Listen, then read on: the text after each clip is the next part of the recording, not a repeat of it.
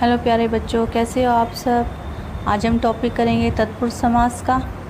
इससे पहले हम समास पार्ट 1, पार्ट 2 और पार्ट 3 कर चुके हैं। उसमें हमने समास, अव्ययभावी समास, द्वंद्व समास, द्विगु समास, कर्मधारय समास, ये सब कर चुके हैं हम। तो आज हम तत्पुरुष समास करेंगे।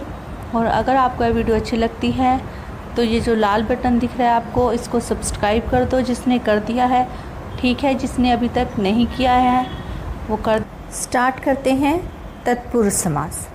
तत्पुरुष समास क्या होता है? तत्पुरुष समास का दूसरा पद प्रधान होता है। देखो, मैंने पहले भी बताया था, समास में दो पद होते हैं।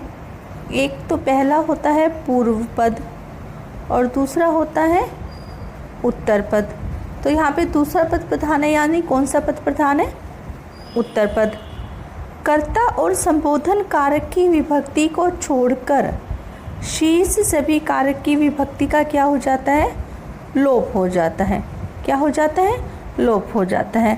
आपको ध्यान रखना है इसमें, एक बात और बताती हूँ आपको।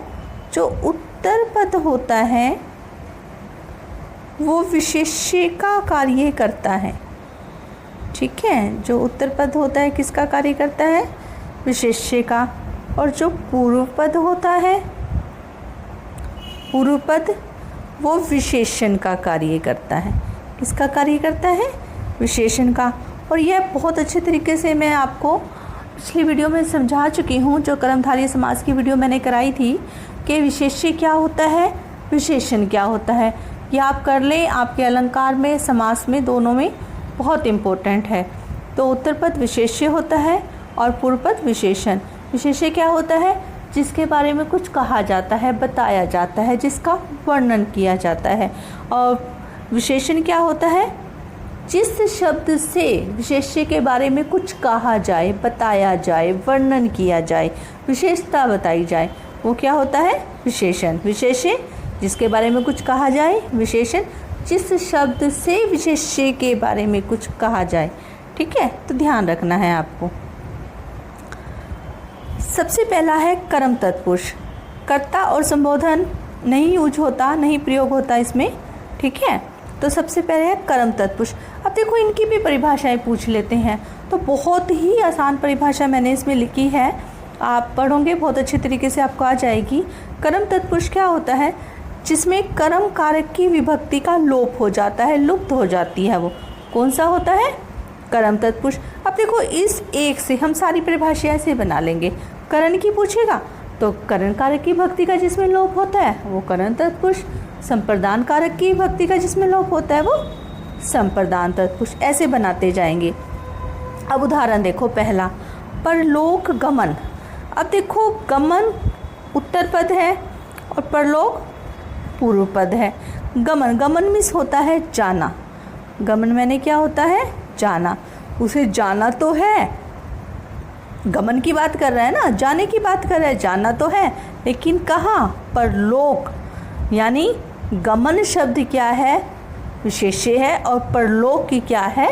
विशेषण है।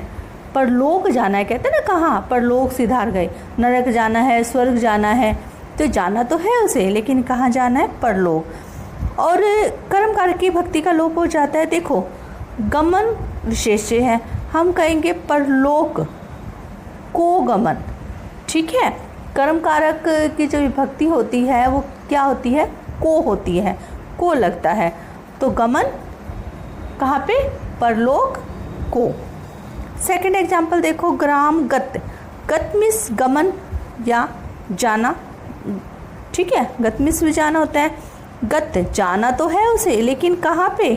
ग्राम। ग्राम मीन्स गाँव को, ठीक है, ध्यान रखना। तो अगर इसका हम संक्षिप्त रूप करेंगे ग्राम को गत, तो क्या आ जाएगा? ग्रामगत।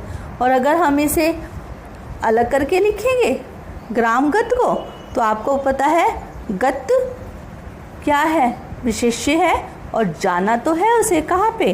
ग्राम। अब ग्राम से तो नहीं कह सकते ना, तो ग्राम क्या आएगा? ग्राम को गत। तीसरा देखो, शरणागत। अब यहाँ पे गत नहीं देखना आपने, शरण जमा आगत। इसका संधि विच्छेद क्या होगा? शरण जमा आगत। ठीक है, आगत मीन्स होता है आया हुआ, आना। तो क्या हो जाएगा, आना तो है उसे, कैसी, शरण में। ठीक है, तो शरणागत, शरण को आगत, ध्यान रखना है आपको। नेक्स्ट पढ़ते हैं करण तत्पुरुष।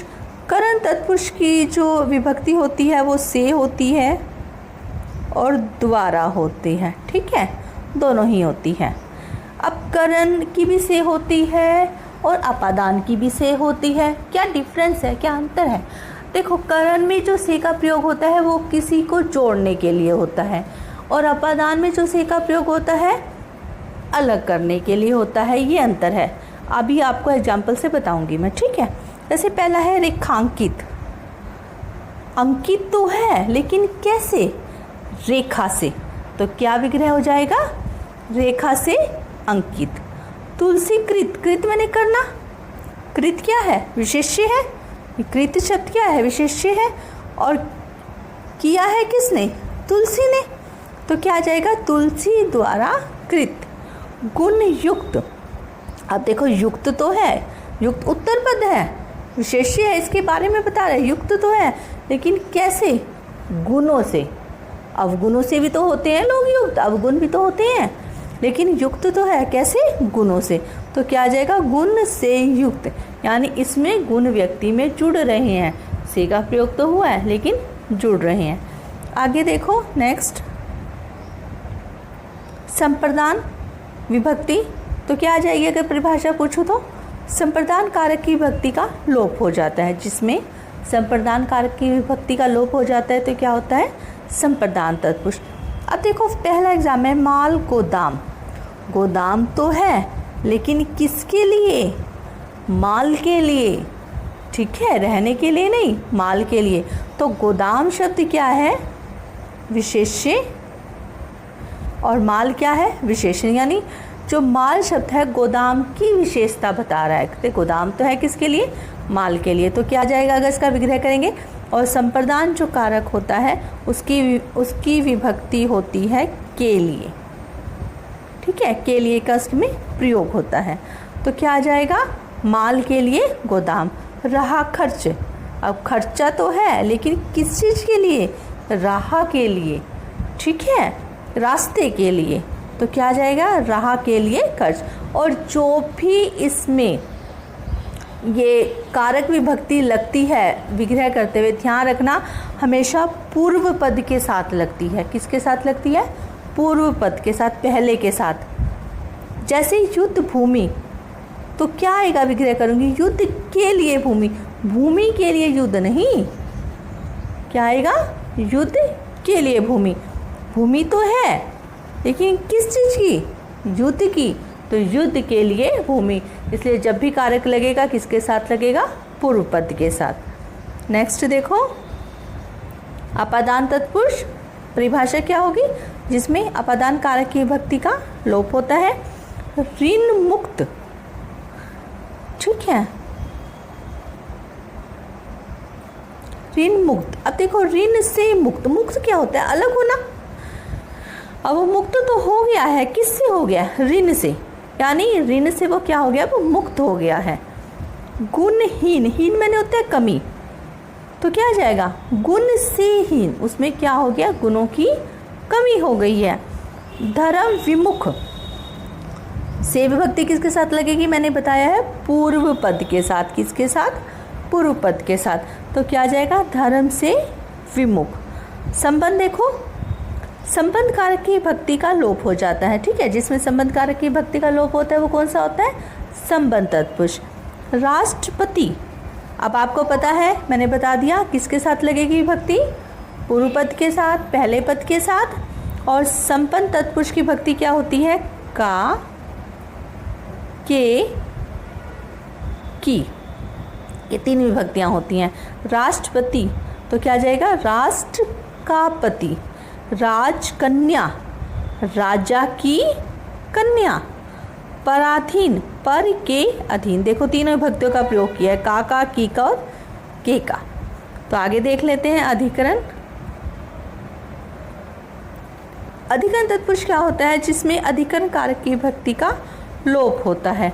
सिर दर्द, अब देखो अधिकरण की विभक्ति होती है में और पर, ये दो होती हैं, ठीक है।